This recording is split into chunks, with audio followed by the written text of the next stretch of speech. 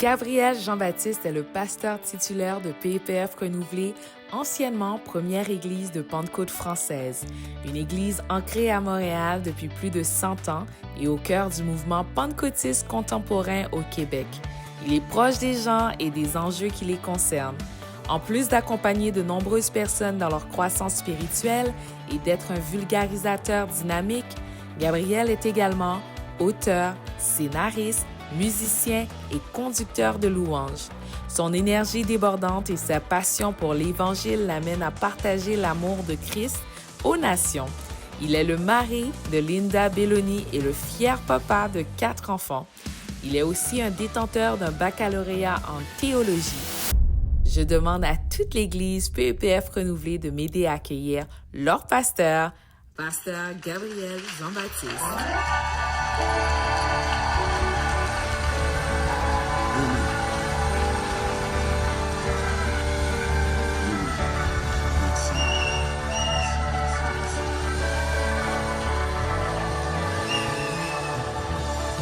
Je t'aurais demandé de faire autant de bruit pour Jésus dans ta vie.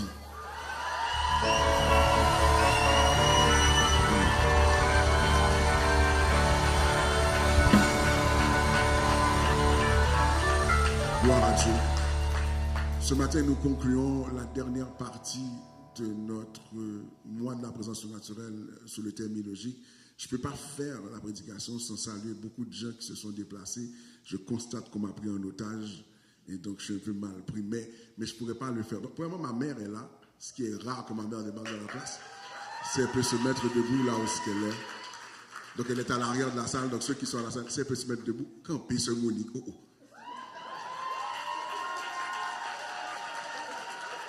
Et à côté d'elle, je crois avoir vu ma cousine et son mari, donc Sheba et Guito, s'ils peuvent se mettre debout aussi.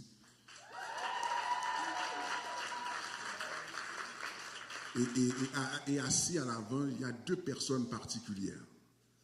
Parce qu'il y en a une que c'était mon lift pour aller dans les cours de musique avec Maestro Beck. Donc elle venait nous prendre et on l'appelle affectueusement ma tante Jocelyne. Et je veux qu'elle se mette debout parce que vous savez, dans la vie, vous avez des gens qui ont investi dans la vie de d'autres personnes sans le savoir. Et donc je veux la reconnaître ce matin. Si elle peut se mettre debout pour qu'on puisse la reconnaître, que vous puissiez la voir.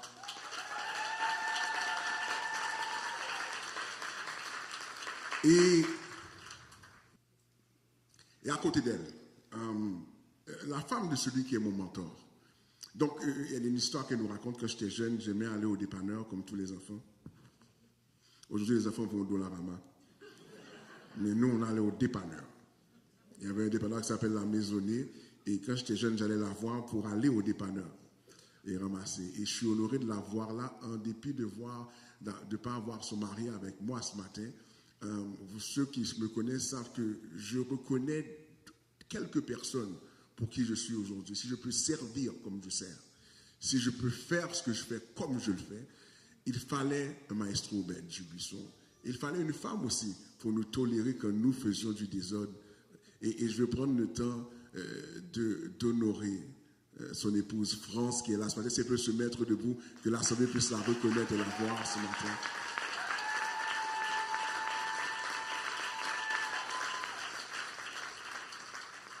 Et donc, mes beaux-parents sont là. J'ai vu mon beau-père. J'ai vu mon beau-père. Est-ce que ma belle-mère, la dernière fois, chaque fois ma belle-mère est là, je ne la vois pas. C'est les plus petites, mon beau-père est plus grand. Tu comprends? Donc, je vais demander à mes beaux-parents de se mettre debout pour qu'on puisse les voir avec les parents de Linda.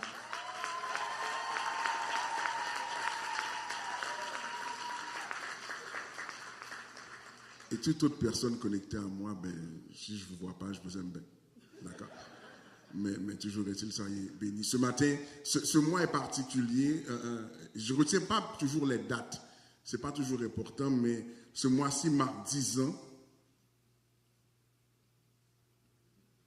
Et c'est intéressant d'avoir Jean, et c'était intentionnel d'avoir Jean là ce matin pour diriger. Je n'ai pas verbalisé comme ça, mais c'était quand l'église cherchait un pasteur, puis j'ai dit, je ne sais pas si je vais aller. Et puis, le Seigneur a utilisé Jean pour me demander si j'étais fou. Et puis c'est ça. Et puis, on est là, quoi. Et je dis, je ne sais pas si je vais aller, je n'étais pas certain, etc. mais Jean est un homme qui m'a vu dans toutes les phases de ce que je fais. Et quand on dit c'est mon meilleur ami, c'est pas un euphémisme, c'est pas pour dire quoi que ce soit. Je le dis rarement publiquement parce que cette partie-là, on préfère la garder on lock que d'autres gens dans nos histoires. Mais Jean, c'est quelqu'un, on se parle régulièrement. Il est une bénédiction dans ma vie, au-delà de ce qu'il peut faire ministériellement, mais c'est un homme que j'aime profondément, c'est vraiment mon ami. Donc si David avait un Jonathan, j'ai eu un Jean-Jean, et je bénis le Seigneur pour cela ce matin. Ceci étant dit, il ne faut pas m'empêcher de prêcher. Avec l'âge, on devient plus émotif. Mais non, we're on lock, don't worry about it. Ce matin, nous rentrons dans la dernière partie de notre sermon et de notre série Illogique. Et je prends le temps de remercier tous les prédicateurs que nous avons eus, le pasteur Frank Poulet, le pasteur Steve Razi, le docteur Eden McGuffey, le pasteur Daniel Chéry, qui ont brillamment été une bénédiction pour l'Église. Combien de gens peuvent attester à ça? Comment les messages étaient bons? Donc après l'extraordinaire présentation du docteur Eden, j'ai eu mal à la tête. Je dis maintenant je dois aller prêcher après lui. Pourtant c'est chez moi, mais c'est après lui. Mais quand même, le Seigneur prendra contrôle. On va prendre nos Bibles. Rappelez-vous que lorsque vous écoutez la parole de Dieu, vous devez avoir une attitude de... Conséquemment, tu dois être attentif à ce que Dieu va dire, mais à ce que l'Esprit de Dieu va te dire dans ton cœur. Nous sommes dans le livre de Jean, chapitre 11, verset 37 à 44. C'est là où nous serons ce matin. Je te demande de prendre ta Bible ou ton application, whatever you have. On sera dans la version Semeur, si je ne m'abuse. C'est un texte que vous connaissez. C'est aussi le texte qui nous sert de base pour le temps de prière qu'on a pendant les 30 jours. Parenthèse, les temps de prière, les groupes de prière demeurent. Amen. Donc, vous gardez vos groupes de prière. Ce soir, si vous n'êtes pas connecté à soit le WhatsApp de l'église locale, soit sur les réseaux sociaux, assurez-vous d'être connecté pour recevoir parce que dès demain, ça commence et il y a déjà les dévotionnels sont créés, ils sont prêts à être envoyés. Donc, dès que vous allez vous connecter à 6 heures, normalement, vous recevrez le tout sur la plateforme sur laquelle vous devez aller. On va se mettre debout pour la parole du Seigneur ce matin. Jean 11, 37, je lirai pour vous le texte. Le texte dit ceci, et quelques-uns d'entre eux dirent, lui qui a ouvert les yeux de l'aveugle, ne pouvait pas-il aussi faire en sorte que cet homme ne meure pas? Jésus, de nouveau profondément indigné, se rendit au tombeau. C'était une grotte, une pierre fermait l'entrée. Jésus dit, enlevez la pierre. Marthe, la sœur du mort, lui dit, Seigneur, il sent déjà, car il y a 4 jours qu'il est là. Jésus lui dit, ne t'ai-je pas dit que si tu crois, tu verras la gloire de Dieu?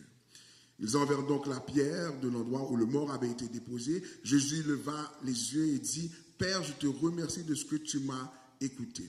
Pour ma part, je savais que tu m'écoutes toujours, mais j'ai parlé à cause de la foule qui m'entoure, afin qu'ils croient que c'est toi qui m'as envoyé. Après avoir dit cela, il cria d'une voix forte, Lazare, sors! Et le mort sortit des pieds et les mains attachées par des bandelettes et le visage enveloppé de linge. Jésus leur dit, détachez-le et laissez-le s'en aller. Parole du Seigneur. Seigneur, on te remercie pour ta parole qui est puissante, qui est extraordinaire et qu'elle puisse faire l'impact qu'elle doit faire ce matin. Bénis tous et chacun qui vont l'écouter ici comme à la maison et permet que ta parole puisse vraiment créer un impact profond. Dans le nom de Jésus, nous avons prié que le peuple de Dieu dise, on peut s'asseoir dans la maison du Seigneur.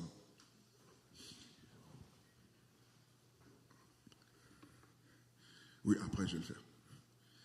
Le miracle de Lazare est un miracle particulier. C'est l'un des plus gros miracles que Jésus va faire devant les gens. Et vous remarquerez que le miracle de Lazare n'est pas ni dans Matthieu, ni dans Marc, ni dans Luc, il se trouve dans Jean.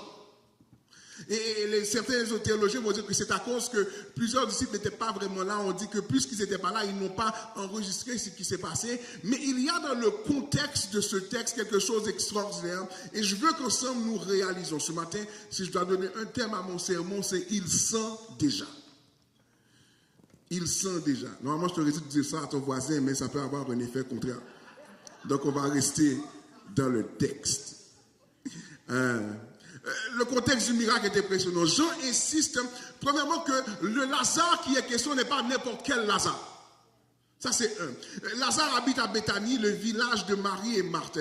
Et Jean précise que le Lazare en question, c'est le frère de cette Marie. La Marie qui a oué les pieds de Jésus et les a essuyés avec ses cheveux. Et cette même Marthe qui a dit à Jésus, est-ce que tu ne vois pas que Marie perd trop de temps là, elle devrait pouvoir m'aider. C'est cette même personne-là. Et l'auteur prend le temps de préciser la relation qu'il avait avec Lazare. Est-ce qu'on est là avec moi? Il va dire que celui que tu aimais est mort. Et maintenant, le texte commence lorsqu'on a lu et les gens questionnent celui qui a ouvert les yeux de l'aveugle, ne pouvait pas-il faire en sorte qu'il ne meure pas? Est-ce que tu es là avec moi?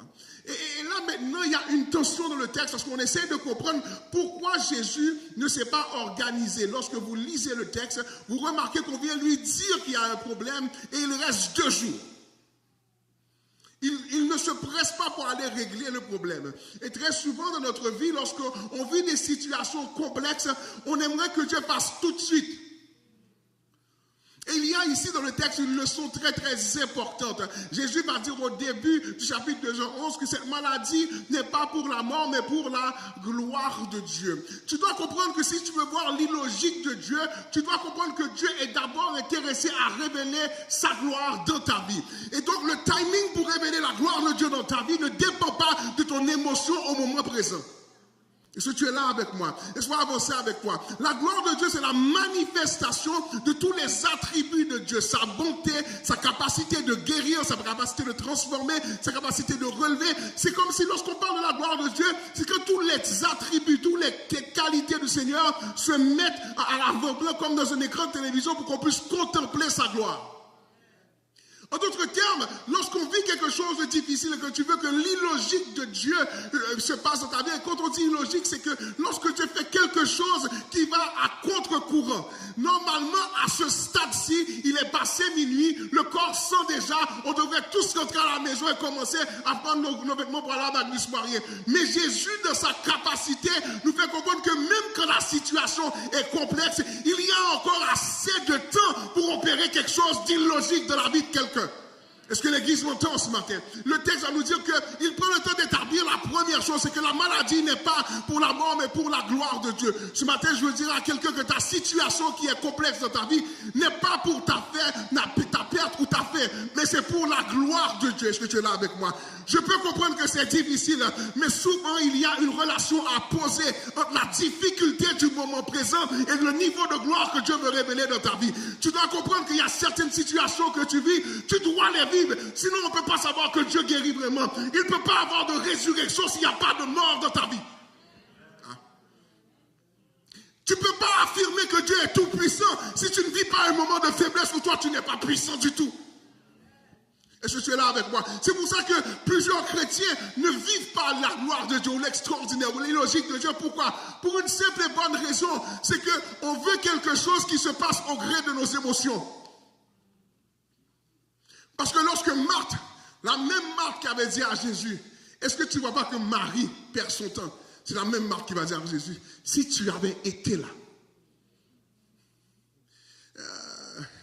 Remarquez, ce n'est pas Marie qui est venue dire ça. Parce que je veux vous faire comprendre que dans la dimension de proximité avec Jésus, il y a des choses que tu ne vas pas répéter parce que tu sais avec qui tu as en affaire. C'est pour ça que tu dois comprendre. Et c'est intéressant que ce n'est pas personne d'autre qui est venu se plaindre autre que Marthe. Parce que lorsque tu veux vivre l'illogique de Dieu, tu dois comprendre qu'il veut révéler sa gloire. Mais deuxièmement, tu dois faire face à ta propre inconfort, ton propre inconfort. Marie n'était pas confortable de voir son frère dans le tombeau et comprendre qu'il était l'ami de Jésus. Donc, imaginez, vous croyez dans sa capacité, mais vous êtes frustré qu'il n'est pas venu. Si tu es là avec moi. Marie comprend qui est Christ, elle sait qui est Jésus. Elle a entendu parler de lui, elle est proche de lui, donc elle a senti la puissance de Dieu dans sa vie. Certainement, elle comprenait la profondeur de l'homme, mais elle est comme frustrée parce qu'elle dit, mais si tu avais été là, si tu n'étais pas en train de perdre ton temps, en train de manger, si tu n'étais pas en train de perdre ton temps à donner des blagues qui n'étaient pas utiles, tu aurais été là, il ne serait pas mort. Si tu es là avec moi. Et regardez le texte encore, regardez votre texte encore, Jean 11.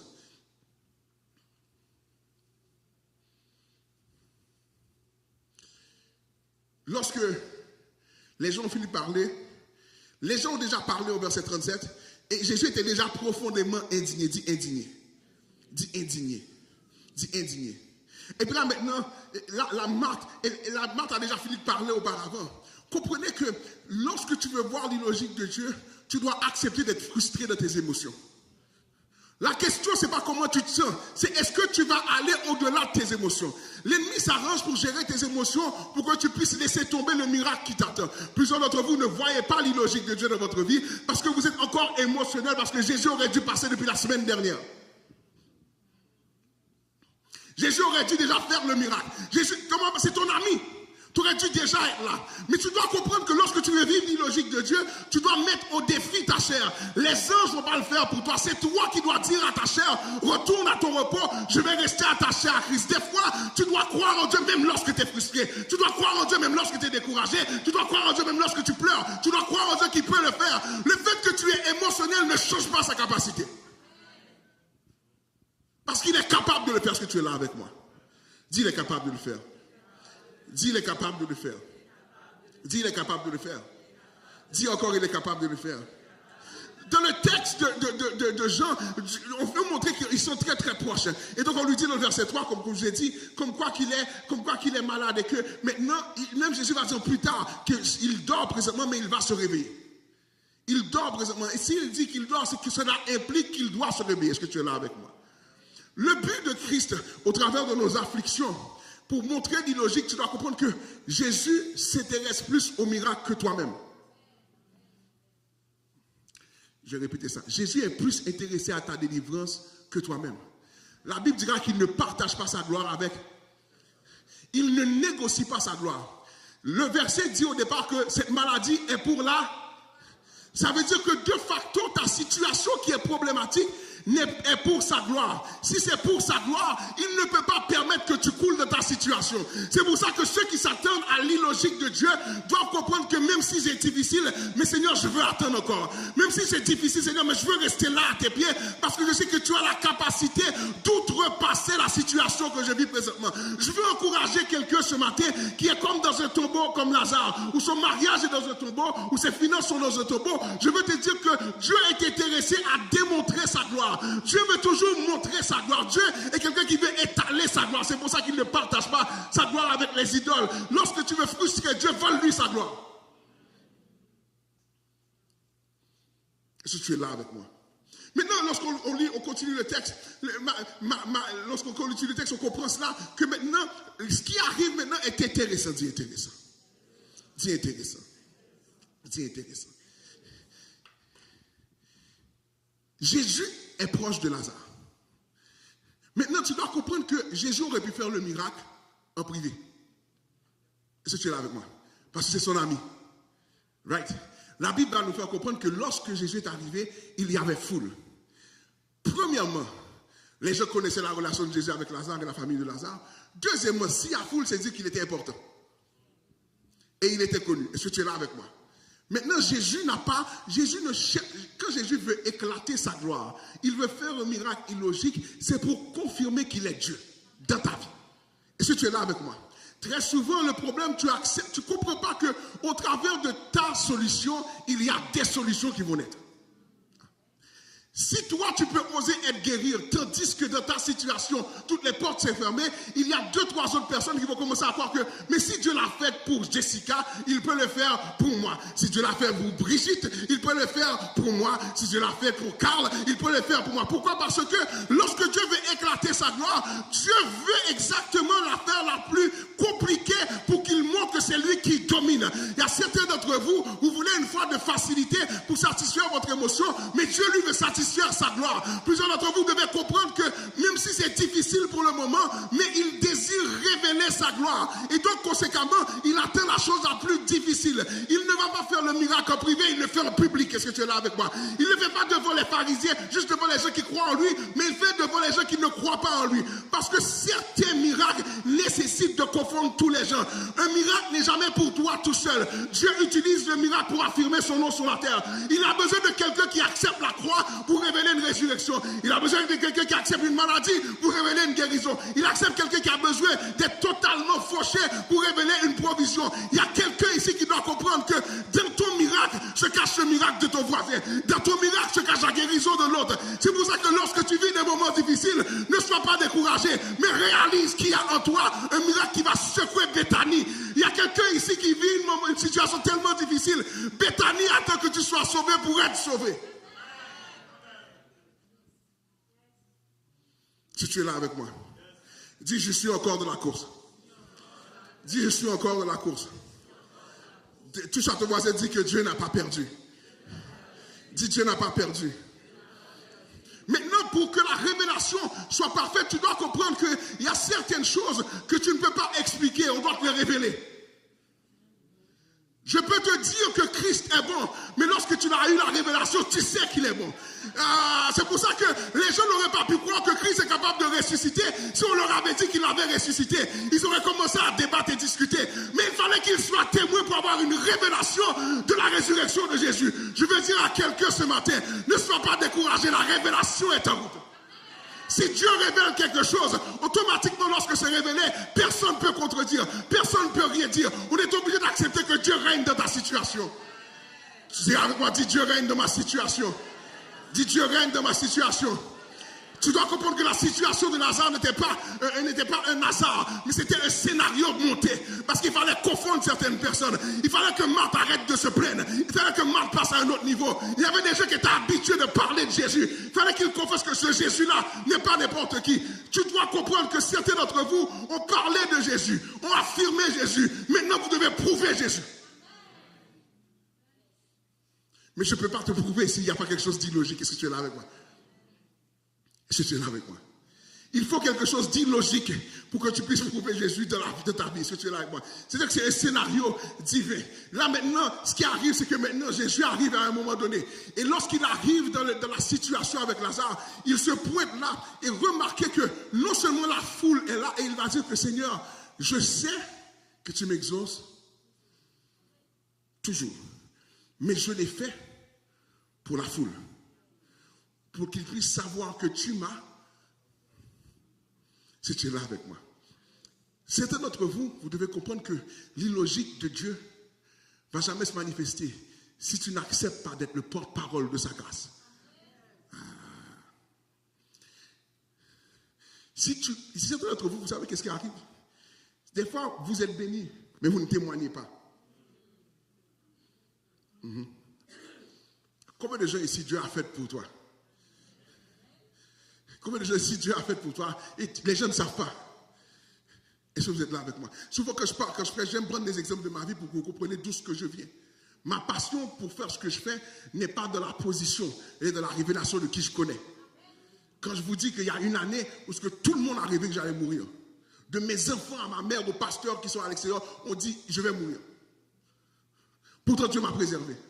On a vu tout ça. C'est pour ça que Dieu cherche quelqu'un qui accepte d'être dans la position inconfortable pour révéler sa grâce. Dieu ne va pas montrer son pouvoir comme ça, mais il cherche quelqu'un qui accepte la position de l'inconfort, qui va créer une intimité. Il n'y a aucune intimité sans une proximité réelle avec quelqu'un. Et c'est dans la proximité avec Jésus, tu seras toujours testé pour voir est-ce que réellement tu es vrai. Il sent déjà. Mais celui qui est vrai est en route. Il sent déjà, il est minuit passé. Et normalement, à ce stade-ci, c'est laissé tomber. On dit que l'une des raisons pourquoi on a laissé Lazare 4 jours, c'est qu'il avait une conception, c'est les Juifs, qu'en dedans de 3 jours, l'esprit pouvait pénétrer le corps à nouveau. C'est la conviction de la Kabbale, comme quoi qu'un esprit tourne autour du corps pendant 3 jours, et au 3e jour, il peut rentrer. S'il rentre, c'est parce qu'il n'est pas ressuscité. Jésus devait attendre donc 4 jours pour permettre maintenant absolument à ce que toutes les convictions soient confondues. Il fallait attendre 4 jours pour faire comprendre comme quoi que non, ça c'est pas une question de magie. Et si tu es là avec moi, c'est pour ça que certains d'entre vous, Dieu ne veut pas de votre solution, il veut de votre soumission. Parce qu'il ne peut pas avoir d'illogique sans soumission. Il cherche quelqu'un qui dit ok Seigneur, moi même si c'est difficile, c'est bon. Amène-moi dans le tombeau, j'accepte de sentir. Imaginez-vous qu'à 4 jours, si le corps sent, c'est que le corps est en décomposition. Ça veut dire qu'il y a des vers. Si tu es là avec moi, ça veut dire qu'il y a des mouches. Et puis là maintenant, ça veut dire que le corps est dans un état où même les liquides du corps commencent à s'évanouir. Parce que c'est un corps qui est en train de se décomposer. Et imaginez-vous qu'à cette heure-ci, où est la foi pour créer un miracle? Imaginez-vous. Et donc maintenant, dans le but d'affirmer sa supériorité, Christ arrive devant le tambour. Et puis il lève la voix et il crie d'une voix forte. Dis crie d'une voix forte. Il regarde la situation et parle à la situation. Vous devez imiter ce processus-là. Il y a des situations chez vous, vous ne pouvez pas les regarder dans les yeux. Tu dois parler à la situation et dire, ok, maladie, tu dois reculer. Tu dis, ok, célibat, tu dois reculer. Est-ce que j'ai quelqu'un avec moi? Comme j'ai des célibataires ce matin? Oh, les célibataires, amen. Est-ce qu'il y a des célibataires ce matin? Pendant longtemps, j'ai prêché pour ça. Là, quand les couples commencent à se former, les gens ne connaissent pas les histoires. Mais est-ce que j'ai quelqu'un qui comprend? Il y a des situations qui est là présentement. C'est parce que tu fermes la bouche. Tu dois avoir la disposition de Jésus et dire à la situation, sors de la situation. Sors de ton beau. Tu dois des fois parler à tes finances et dire sors du tombeau. Tu vas pouvoir nommer des fois la situation que tu vis et dire sors de l'espace. Jésus se tient dans une position. Pourquoi? Parce qu'il est le véritable. Il a dit que cette maladie n'est pas pour la perte mais pour la gloire de Dieu. Est-ce que tu es là avec moi? Ce qui est intéressant dans le texte, c'est qu'il va devant le tombeau et il déclare à Lazare de sortir. Et remarquez que lorsqu'il déclare à Lazare de sortir, tu dois comprendre qu'il y a une position que tu es. Lorsque Dieu déclare quelque chose, toute opposition doit tomber. Et si tu es là avec moi, ça veut dire que comprenez, il faut une voix assez puissante pour aller dans le monde spirituel et ramener l'esprit de Lazare à sa place. Et si tu es là avec moi, suis-moi. Ça veut dire que la Bible va dire dans l'hébreu que c'est celui qui peut créer du néant. À partir de rien, Dieu fait. La Bible me fait comprendre comme quoi que Dieu peut partir du point zéro et créer l'extraordinaire.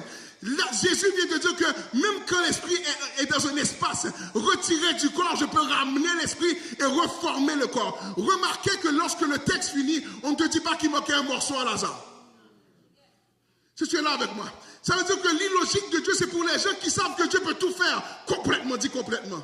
L'illogique de Dieu, ce n'est pas pour les gens qui disent oh, peut-être que Dieu va faire, et puis si Dieu fait à 50%, je vais être content. L'illogique de Dieu, c'est pour ceux qui veulent voir Dieu faire complètement, dit complètement. Je ne veux pas une partie de la grâce, je veux toute la grâce. Je ne veux pas une partie de la délivrance, je veux toute la délivrance. C'est pour ça que plus tu peux rêver grand, plus tu peux voir Dieu éclater sa gloire. Il sent déjà. So what? Le divorce est signé. So what? Est-ce que je peux avancer avec toi? Le docteur a dit so what? Ça fait 14 ans que tu attends, so what? Si tu es là avec moi. Les enfants ont quitté la maison, ne veulent pas le dire, so what? Ça fait 10 ans que je prie pour mon mari, so what? Dieu cherche quelqu'un qui va dire, so what? Qu'est-ce que ça fait? Est-ce qu'il y a quelque chose d'impossible à mon Dieu ce matin? Est-ce qu'il y a quelque chose qu'il ne peut pas faire? Lorsque Jésus arrive pour défier la tradition. Certaines fois, tu ne passes pas à l'autre étape avec Dieu parce que tu es environné ou enraciné dans une tradition. Est-ce que tu es là avec moi? Non, tu es enraciné par tes émotions. Je vais prendre l'Herbie, Jean. Viens,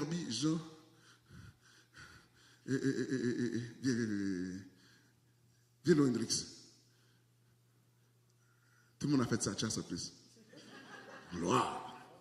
Ok. Viens devant moi. Ici.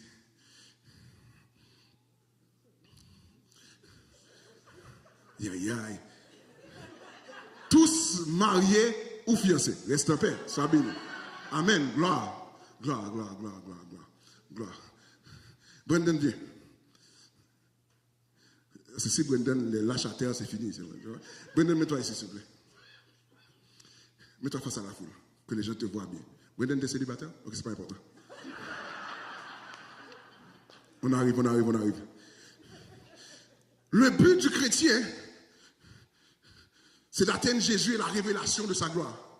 Si tu es là avec moi. Le défi pour toi et moi, c'est que très souvent tes émotions sont là, ta tradition est là, et ton refus de croire est là. Et tu pries en arrière pour dire Seigneur, révèle ta gloire. Mais le problème, c'est que même si Dieu veut passer, tes émotions sont là, ta tradition sont là, et maintenant, ton refus de croire était là. Marthe avait un problème, c'est qu'elle venait de l'espace parce que c'était normal de compter sur son travail.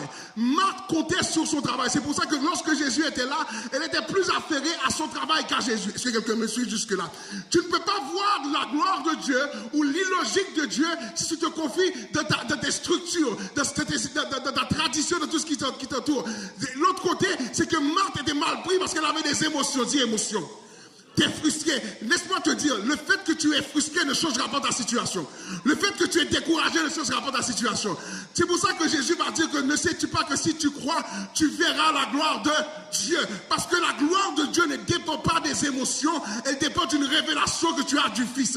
Et donc peut-être c'est à cause de la révélation que ton manque de croix peut s'effacer. Donc maintenant lorsque Jésus arrive, lorsque Jésus a pénétré cette sphère-là, ça veut dire que le manque de croix de Marthe s'en va. Les émotions de Marthe s'en vont. Et la tradition de Marthe s'en va. Et là maintenant Marthe a accès à Jésus. Essaye de dire à quelqu'un ce matin, si tu veux croire que Jésus va le faire, merci Brandon, tu dois comprendre absolument que ça demande que tu laisses tomber ta tradition. Tu laisses tomber ce que les gens disent. Tu laisses tomber comment tu te sens. Tu laisses tomber le nombre d'années que tu as attendu. Tu laisses tomber ce que les médecins disent. Tu laisses tomber la tradition. Tu dois laisser le marché. Tu dois laisser ce que les gens disent. L'illogique de Dieu, c'est ceux qui disent, indépendamment de ce que je vois, moi je veux Jésus. Dis je veux Jésus. Je veux Jésus. Dis je veux Jésus. Lorsque j'ai commencé je suis rentré au pastorat, la plupart des gens qui vous connaissent vont dire que c'est normal. Il n'y avait pas d'autre route pour cet enfant-là, il allait toujours tomber dans cette histoire-là. Mais moi, je sais les routes que j'ai essayé de prendre pour ne pas aller. C'est moi qui sais. Je dis à Dieu, moi, laisse-moi en paix. Laisse-moi vivre. Laisse-moi vivre. J'ai vu Dieu opérer des miracles que je ne peux pas expliquer. Je vous ai déjà répété ça, comme quoi qu'une fois, j'ai perdu mon emploi, refusé d'appeler chez moi pour dire que je manque d'argent, refusé d'appeler chez mes beaux-parents pour dire que je manque d'argent. J'ai dit, c'est soit que tu es Dieu ou tu n'es pas Dieu. Ce jour-là, j'ai mon ordinateur, tous les chèques sont sortis, et puis j'ai imposé les mains à l'écran. J'ai dit, Seigneur, j'ai donné des chèques, il n'y a pas d'argent. Je suis resté là à regarder l'écran tous les jours. Aucun chèque est passé. Puis Seigneur, ça va attendre. L'argent doit tomber avant.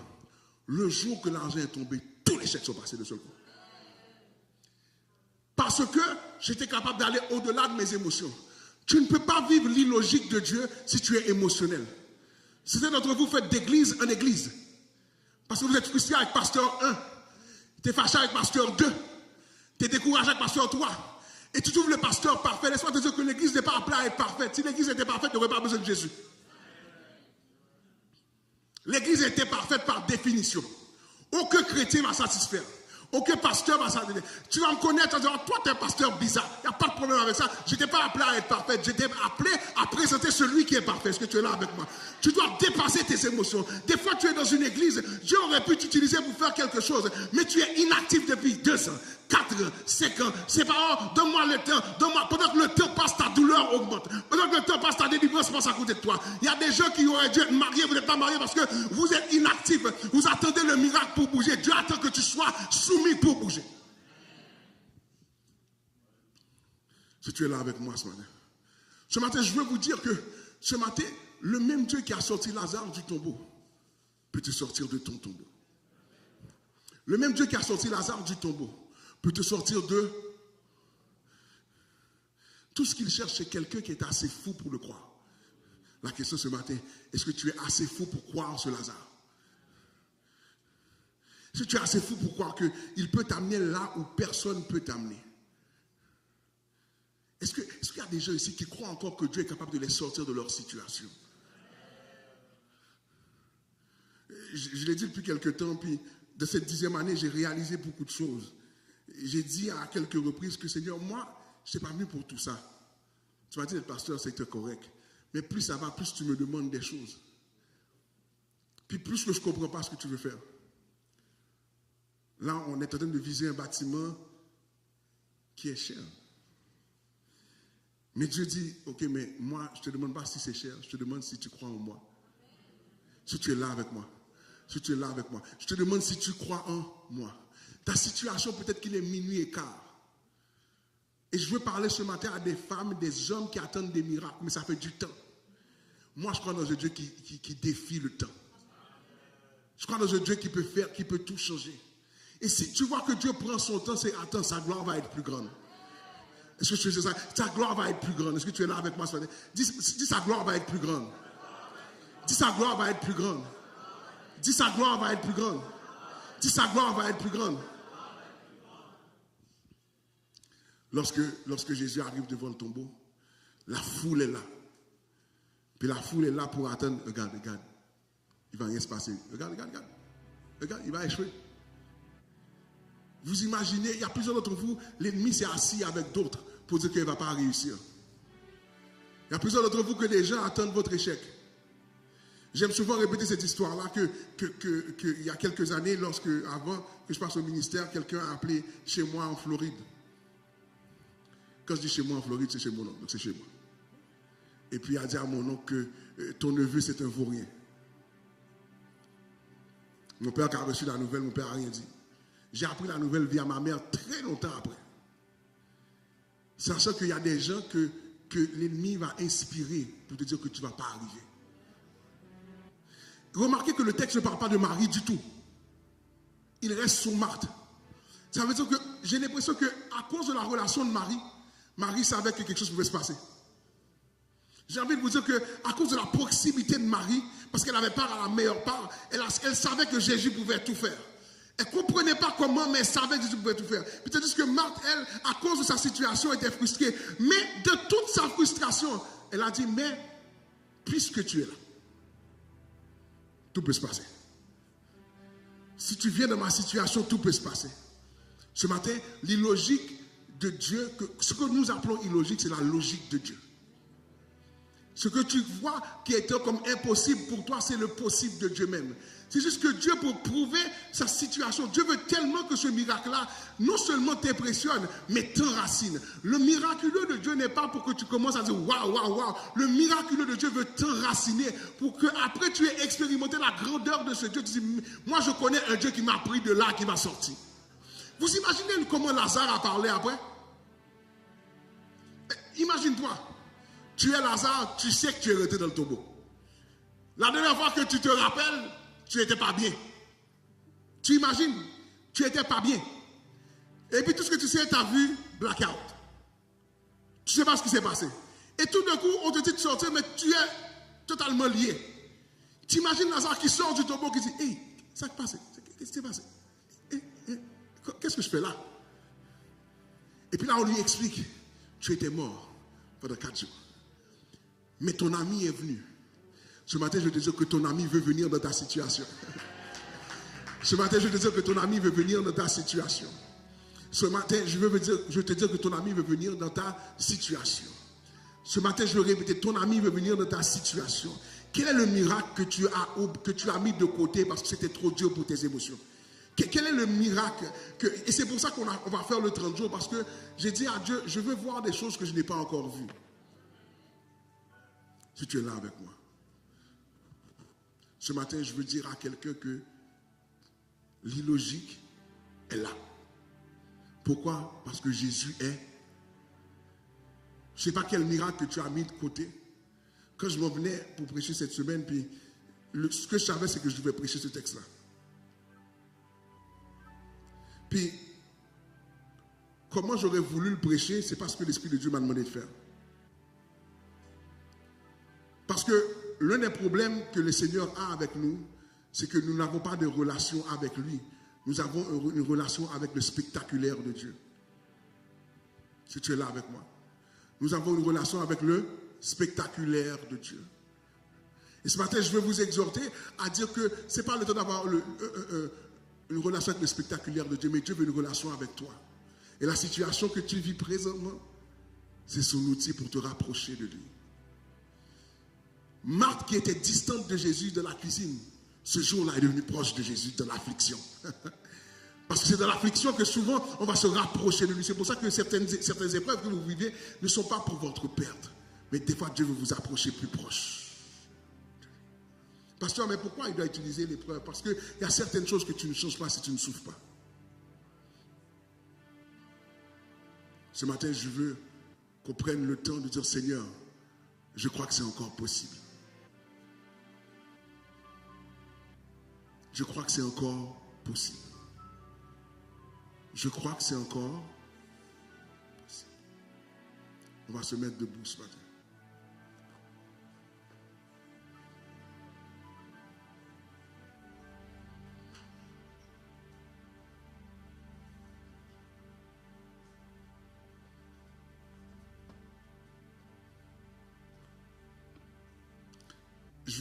On va faire une prière ce matin.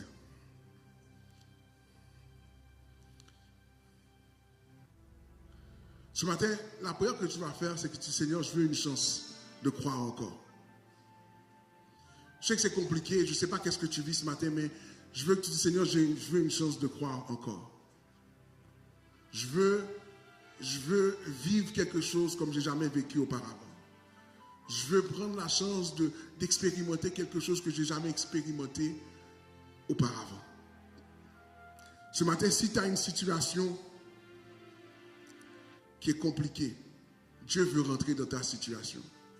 Est-ce que tu es là avec moi ce matin? Ce matin, hier soir, j'étais assis, puis j'ai pris mon temps hier soir, puis je me battais avec le texte que je devais enseigner. Puis, le Seigneur m'a dit, j'ai pas envie de faire un paquet de bruit avec toi, non, demain. Je veux juste que tu leur dises que moi, je suis là encore. J'ai pas besoin qu'ils sortent et qu'ils disent, oh wow, mais je voudrais que pour une fois dans leur vie, ils s'assoient à côté de moi et ils me disent, moi, Seigneur, je crois en toi. Seigneur, je manque de foi, mais augmente ma foi. Seigneur, je ne comprends même pas comment tu vas le faire, ça ne fait même pas de sens. Je suis frustré de ce que tu n'es pas là, mais je crois que tu es encore capable de le faire. Si d'entre vous pensez que vous êtes en retard, mais vous êtes juste à la bonne place présentement. Ce matin, j'aurais aimé qu'ensemble on fasse cette prière-là. On dit, Seigneur, je m'attends à toi, encore une fois. Il sent déjà, mais je m'attends